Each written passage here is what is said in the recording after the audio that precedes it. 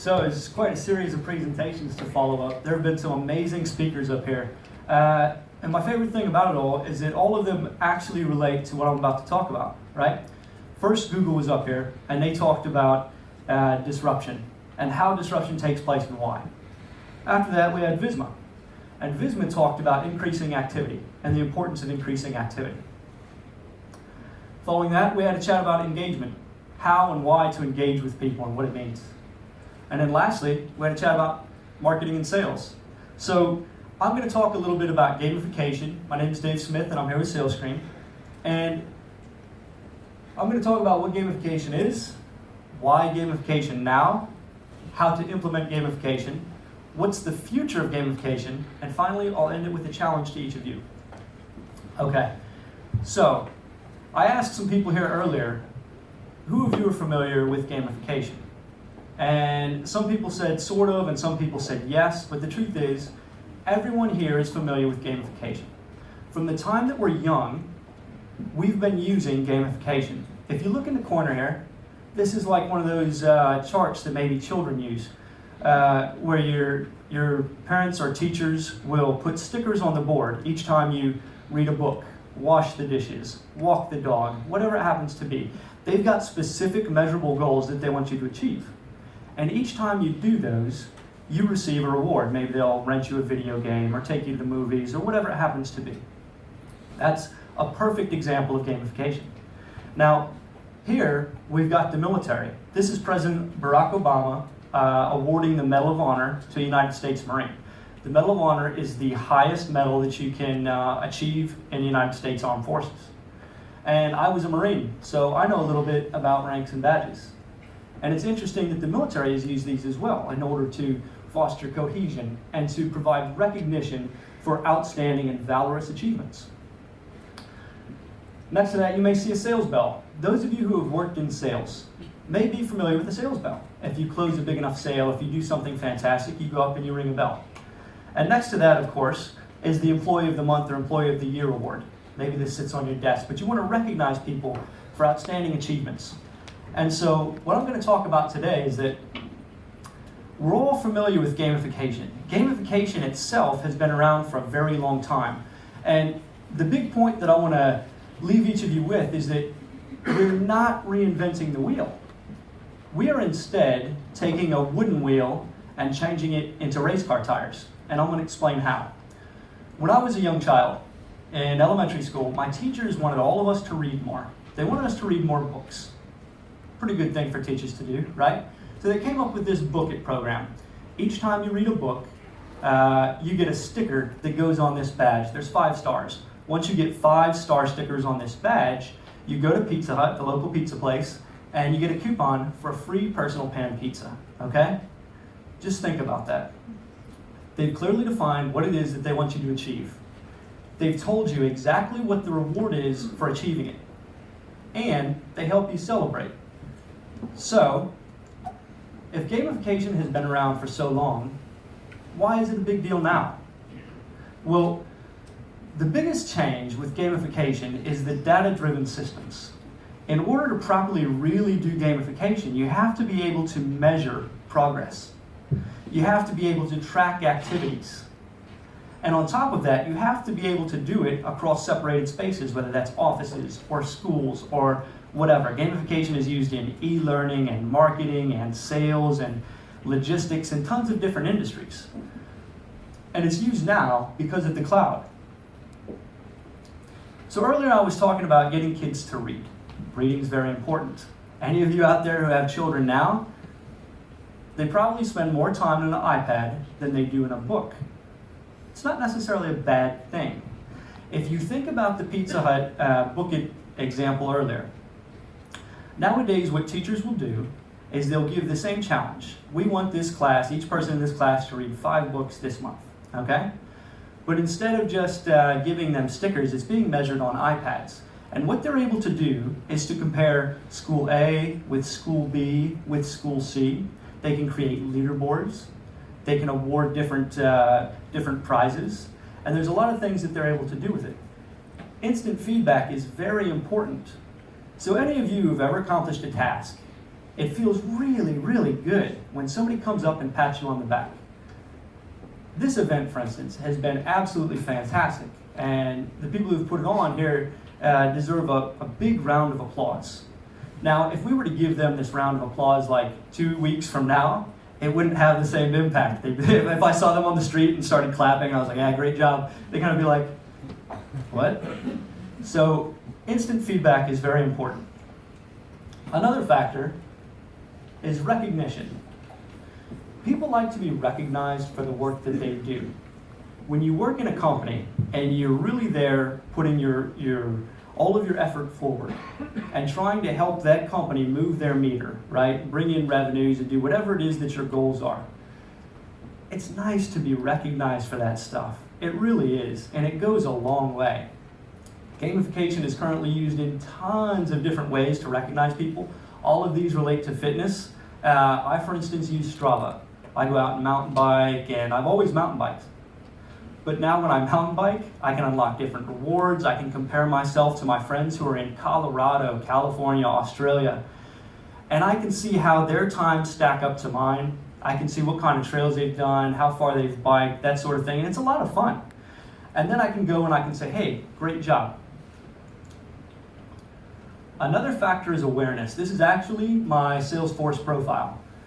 So if I were to log into Salesforce, my manager would have certain key accomplishments that they want me to achieve, right? And so they can create these learning journeys.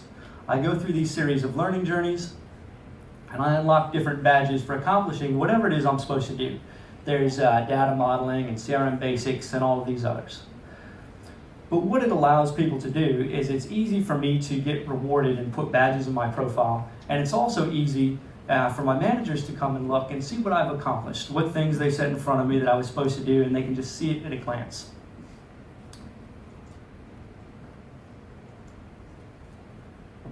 Another important factor of gamification is cohesion. I spoke earlier about how important the cloud has been to gamification.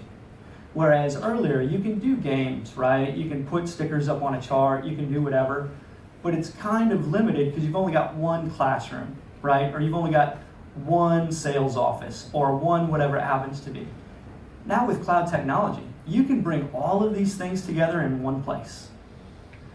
So school A, B, C, D, whatever, if they're interconnected, they can see the results of each of these, which is actually fantastic for the teachers because they know where to focus their efforts. They really understand what kind of impact they're having and how they measure up with other schools in the area. The other thing it does is it really brings people together. If, for instance, you're running a sales competition, sales competitions used to be really slow and boring. You'd have to tabulate all this data in some type of a spreadsheet, and then you'd have to fax it to each office so that they could look at the results, or email it to them once a day and they'd look at the results and see how it's going. Nowadays you can run real-time competitions against everyone else, and you can see whether Japan or South America or wherever your offices are, you can see exactly how everyone's stacking up in the competitions.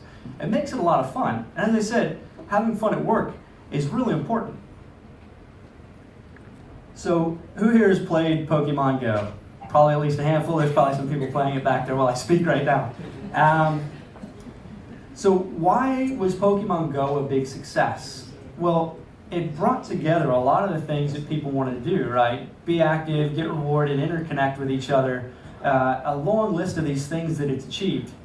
And even though gamification itself is not really a game, this is kind of a good example of the way that it's worked to bring people together and to provide kind of visual progress of the goals that each person wants to achieve.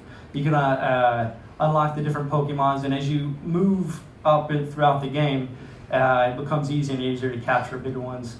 I'm not honestly super familiar with Pokemon Go, so I apologize, but I wanted to bring it up in this because it's been a very recent example. The bottom line of all of this is that what you're doing is you're taking something that's proven, right? These things that we did as kids, these things that we've done our whole lives where people are creating goals, measuring our progress, tracking our performance, and then generating some form of rewards, recognition, or feedback for us. And what it does is it makes the workplace more fun. And, as managers, I imagine that the goal for a lot of people would be to change lives, right? You want to have those employees who go home and they're so motivated that they're hugging their kids and they're happy to come home from work. They're not depressed and beat down. They didn't get called into the office and yelled at or whatever. They got celebrated for the things that they accomplished, really bringing out the best in people. And we believe that gamification has that ability. And along the way, increasing activities. Employees who are more engaged, who are happier at work, are going to be much better at sales or at customer support or at logistics or whatever it is that they do. So, in order to implement gamification, there's no exact set strategy, but there are a few things that take place. So one of them, like I said, is that you want to clearly define the goals. You want to let people understand what you expect of them and what you want them to work towards. Once you've established these goals, it's important to create benchmarks or key performance indicators or whatever you use to measure the performance on these goals. Putting a goal up there and then having no way whatsoever to measure it, it's not really motivating, right? You're like, I want to do this, but you don't really know whether you're making any progress on it. That's not very good. So you have to be able to measure. When you measure, I spoke about the importance of providing instant feedback. You want to reach out to these people, whether they make a sale or whatever it happens to be, and you want to say, good job, pat them on the back, congratulations, bring the office together. Why can work not be a celebration? When someone does something good, why not celebrate? Why can't work be fun? From the time that we're small, all of us, we love playing games and we're all together and we're out at recess, whatever. And then sometime after college, we enter the workplace and we put on this face like, oh, it's Monday, I gotta go to work. It doesn't have to be that way. It really doesn't. And I think that from a lot of the other presentations that came before me, you're kind of gonna see that this is the future. We're gonna work harder to engage employees, to really build people up, to increase morale, to bring in motivation and cohesion. Because if you can bring all of those together, there's really not much of a chance your business is going to fail. People will want to work for you. They'll want to work hard for you. They won't mind. And as a result, you build great company culture along the way. So in addition to feedback, providing rewards and recognition. When somebody accomplishes something, it's important to recognize, say great job, whatever. But one of the things about gamification is that the way that you recognize or reward your employees has to be meaningful, okay? So for instance, if I don't play PlayStation, PlayStation's an awesome gift, but if I don't play PlayStation and I am the salesman of the month or employee of the year, whatever, and they give me a PlayStation, I'm like, okay. So what it drives people to do is have a deeper understanding, have real, actual conversations with your employees. Hey, what do you like? What do you like to do? What motivates you? What do you dream about? What are your passions here? What's outside of work, You want to have real strong connections with your colleagues. And if you're going to recognize and reward them properly, you kind of have to understand what drives them in life, right? On top of this all, you want to make it fun. Gamification technically could possibly be like a whip if you do it the wrong way. And nobody wants that, right? You want to build people up. You want to recognize. You want to create good, solid objectives for people to achieve. And when they achieve these objectives, you want to give them meaningful rewards or recognition, okay? So the point of games is fun. Don't force people. So I've spoken about gamification. What is Beyond? This is an interesting question. This is a great conference. It's good to get all of us thinking about what's beyond. So as we've discussed here, technology is moving forward at a tremendous rate. It is unbelievable what we're able to do with tech these days. Look at video games in the last decade or something. It's incredible. Cloud database systems, all of the systems that are coming together as CRMs to gather data, to gather feedback. One of the primary goals of almost every business right now is to gather data. Why? We live in a data-driven world. You've got to have it. So as Visma spoke about, having that data is very important, and increasing activity is very, very important, right? But you got to make it fun along the way. And if you can make it fun, people won't mind doing those tasks. They'll be excited. I'm excited to go to work every day. That's not a lie. I really love what I do. I'm excited to go to work. I'm excited to meet my colleagues. I'm glad that I finally work at a place where people congratulate each other and recognize each other. And so that technology, combined with recognition and rewards, and with our proven love of games and our background in playing these games to build cohesion, gamification is not going anywhere. It's going to continue to grow. 70% of Forbes Global 2000 companies are already using gamified platforms in order to increase engagement, revenues, and retention. So gamification is not a fad right now. It's not one of those things like, oh yeah, brilliant idea, sounds cool, maybe somewhere down the road. It's taking place right now in all of these companies, especially as the millennials start to come in, these folks who have technology at their fingertips from the time they're little. They're used to instant feedback. They're used to having fun. They do want to be recognized. They're used to that as well. And so I'm certain that we're going to continue to see that kind of trend. So what happens for people who do gamify?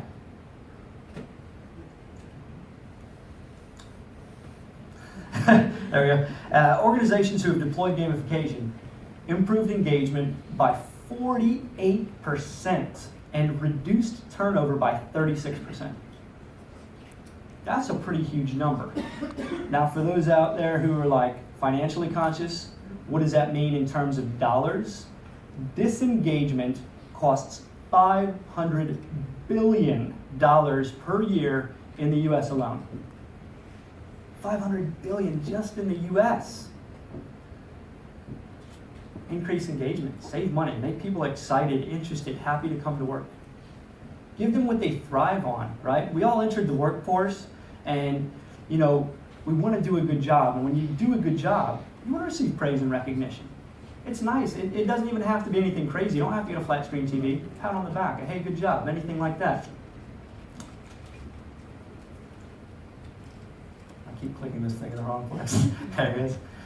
Here's a quick look at what we use. So, for instance, if a sales rep were to make a sale, this is their face will show up on TV screens throughout offices and across separated offices, not just in that one office. Everyone will know how they did. It gives information of who they made the sale to. It gives information of the value of the sale, how close they are to reaching the next ranks, badges, leaderboards, real-time competitions. Those are all kind of essential elements of gamification. And how close they are to reaching their budget for the month.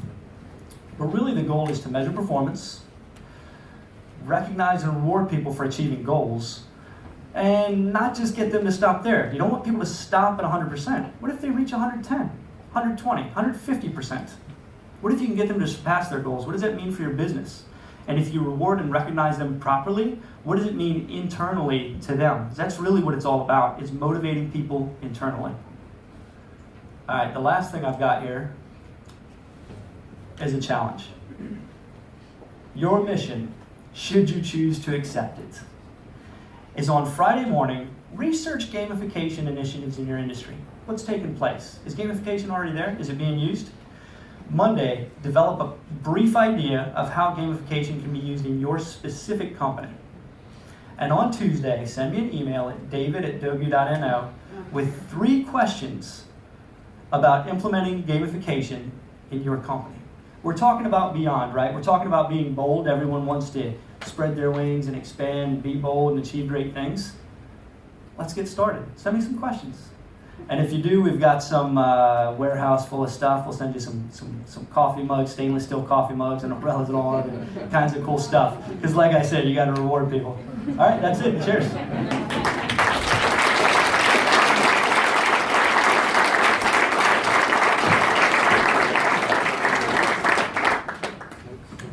Tusen takk, David. Strålende. Da vet vi hvordan vi skal bare fortsette å leke på jobben. Så keep on playing budskapet. Rett på, noen spørsmål? There's got to be at least one. At least one. Come on. Ok. Men som dere sikkert har lagt merke til, en del av foredragsholderne har nødvendigvis ikke vist applikasjonen sin her oppe. Og det er nettopp fordi at det ønsker vi å vise der ute.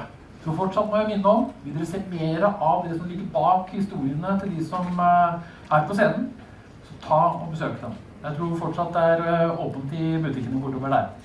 Men ok, thank you very much, David. You will also have this little present from us. Thank you very much. Thank you. And don't forget, you can come over and visit us. We got plenty of marketing materials and other stuff if you're interested in what we do. So cheers. Thank you very much.